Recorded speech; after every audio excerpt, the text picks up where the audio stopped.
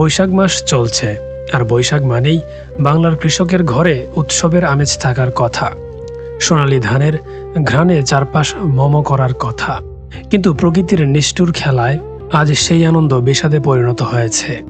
হঠাৎ আসা আগাম বৃষ্টি আর ওজান থেকে নেমে আসা পাহাড়ি ঢলে দেশের হাওর অঞ্চলগুলো আজ এক এক করে তলিয়ে যাচ্ছে নিচের দিকে।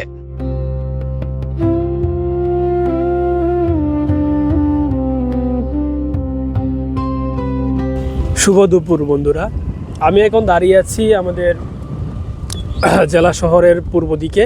এখানে আপনারা হাওর অঞ্চলে দেখতে পারতেছেন, ড্রোন শট পরে দেন আপাতত আমার এই ক্যাপচার কর। এখানে আপনারা দেখতে পারতেছেন যে কৃষকের সোনার ধানের বর্তমান কি অবস্থা। ঠান্ডা বাতাস, তার সাথে ঘুরি ঘুরি বৃষ্টি, এর মধ্যেই কৃষক তার যেই প্রত্যাশিত ফসল সেটা কাটতেছে। কি করবে, আসলে কিছু করার নাই, এটাই হয়তো বা নিয়তির লিখন ছিল। এখানে দেখতেছি যে আমরা মোটামুটি পানি উঠে গেছে, প্রত্যেকটা জায়গাতেই পানি উঠে গেছে। ধানের ঠিক আগা বরাবর পানির অবস্থান। প্রত্যেকটা মানুষ এখানে খুব কষ্ট করে ফসলটা আনতেছে। বাতাসটা বেশ ঠান্ডা, এই যে আমি ফুল হাতা কাপড় পরে আসি, এরপরেও কিন্তু আমার শরীর কাঁপু কাঁপু অবস্থা। তো তারা এই পানির মধ্যে ভিজে তাদের এই ফসল আনতেছে, তো বুঝতেই পারতেছেন যে তাদের কতটুকু কষ্ট করতেছে বা কতটুকু তাদের ধৈর্য। তারপরেও তো তাদের শস্য দানা আনতে হবে ঘরে।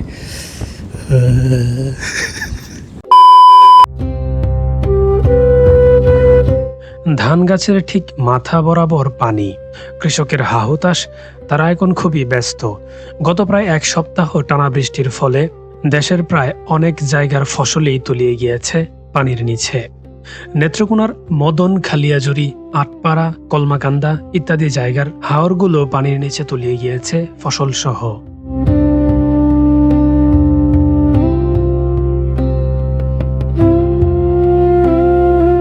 দিগন্ত বিস্তৃত ধানের জমি আজ পানির নিচে। যে ফসল ঘরে তুলে কৃষকের সারা বছরের অন্ন সংস্থান হওয়ার কথা ছিল, সেই ফসল আজ পানির অতলে হারিয়ে যাচ্ছে। গ্রামের প্রত্যেকটি কৃষক আজ ব্যস্ত তার সোনার ধান গোছাতে।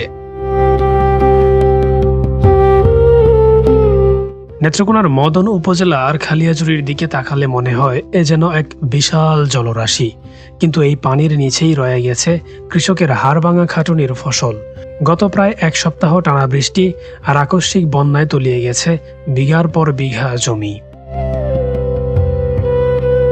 খালিয়াজুড়ির কথা একবার ভাবুন, যেখানে মানুষের জীবনই আবর্তিত হয় এই বড় ফসলকে কেন্দ্র করে, অথচ আজ সেখানে উৎসবের বদলে চলছে শোকের মাতম। কৃষকরা যখন দেখেছেন তাদের চোখের সামনে তিল তিল করে বেড়ে ওঠা ধানগুলো পচে যাচ্ছে, তখন স্থির থাকা কার সাধ্য। এই মুহূর্তে আমি যেই হাওরের মাঝখানে দাঁড়িয়ে আছি, এই হাওরের অবস্থা মোটামুটি ডুবন্ত। বেশ কয়েকটা জায়গা আছে যেগুলো এখনও ভেসে আছে, কিন্তু বেশিরভাগ জায়গায় এখন তলিয়ে গিয়েছে পানির নিচে। তবে কিছু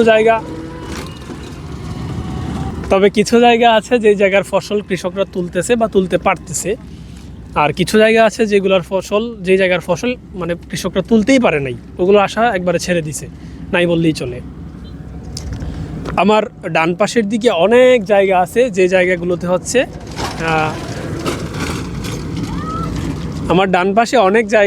যে জায়গাগুলোতে পানির নিচে এখন ধান। আর এই জায়গাগুলোতে যেগুলো দেখতেছেন যে মানুষ তুলতেছে বা কাটতেছে, এই জায়গাগুলোতে ধানের ঠিক বরাবর পানির অবস্থান। যদি আর এভাবে কয়েকদিন বৃষ্টি থাকে, যদিও সম্ভাবনা আছে আরও প্রায় এক সপ্তাহ বৃষ্টি থাকার, গত প্রায় এক সপ্তাহ যাবৎ টানা বৃষ্টি হচ্ছে। আর যদি আগামী এক সপ্তাহ এভাবে টানা বৃষ্টি হয়, তাহলে কৃষকরা ধারণা করতেছে যে এখন যে যতটুকু উপরে আসে বা যেগুলো এখন তুলতে পারতেছে, পরবর্তীতে এগুলো তারা তুলতে পারবে না যদি এভাবে পানি আসে। এখন আমি দাঁড়িয়ে আছি মদন উপজেলার উচিতপুর হাওরে। আপনারা দেখতেই পাচ্ছেন এখানে বেশ পানি রয়েছে, তবে স্থানীয়দের মতে এখানে কিছুটা পানি নেমে গিয়েছে। এখানে আরও প্রায় 4 আঙ্গুলের মতো পানি উপরে ছিল, কিন্তু কিছুটা পানি কমেছে। স্থানীয়রা আরও জানান দেন, বাঁধ নির্মাণের অবহেলাতেই আজ এই দশা হয়েছে। সঠিকভাবে বাঁধ নির্মাণ এবং পরিচর্যার অভাবে কৃষকদের আজ এই দুর্ভোগ। যতটুকু সম্ভব হচ্ছে আধুনিক যন্ত্রপাতি দ্বারা ধান উত্তোলন কিংবা কাটা হচ্ছে, কিন্তু এগুলোতে পরিপূর্ণভাবে ধান পাওয়া যাচ্ছে না। তারা জানান দেন, যদি এভাবে আরও কিছুদিন বৃষ্টির উৎপাত থাকে, তাহলে বাকি অংশটুকু পানির নিচে তলিয়ে যাবে।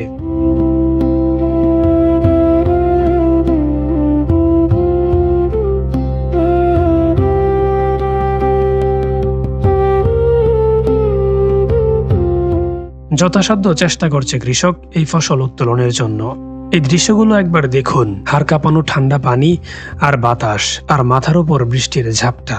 এর মধ্যেই কৃষকরা পানির নিচে ডুবে ধান কাটার চেষ্টা করছেন। এটা শুধু ধান কাটা নয়, এটা তাদের বাঁচার লড়াই। আসসালামু আলাইকুম মুরব্বী। এখন কি অবস্থা, ধান টান কাটতে পারতেছেন? ধান টান তো বৃষ্টি লাইন কাটা যাইতেছে না, মানে প্রায় তো দেখলাম অনেক জমি ফসল তুলে গেছে, আর নিচে চলে গেছে। আপনাদের কতটুকু জমি আছে আর কতটুকু তুলতে পারছেন?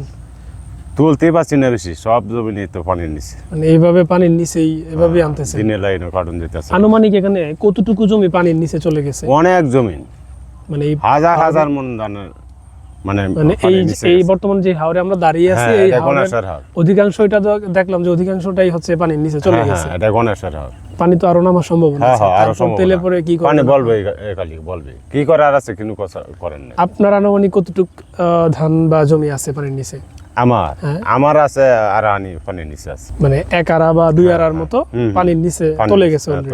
উপরে কি এখন নাই? এইডি কাটার মতন কেমন না, উপরে আছে যে তাই তো হালকা। আচ্ছা, ধান কি নষ্ট হয়ে যাচ্ছে পানির নিচে থাকতে থাকতে? পানির নিচে নষ্ট তো হইছে না, ওই যাবে, মানে কাটার কোনো ইয়া নাই। যদি পানি আবার নাইমে যায় তাহলে তো আবার উপরে ভাসবো নাকি? ও না, উপরে ভাসবো কেমনে? পানি নামলে আরো এই তলে ভাসবো। হ্যাঁ হ্যাঁ, তাহলে তো আরেক সমস্যা।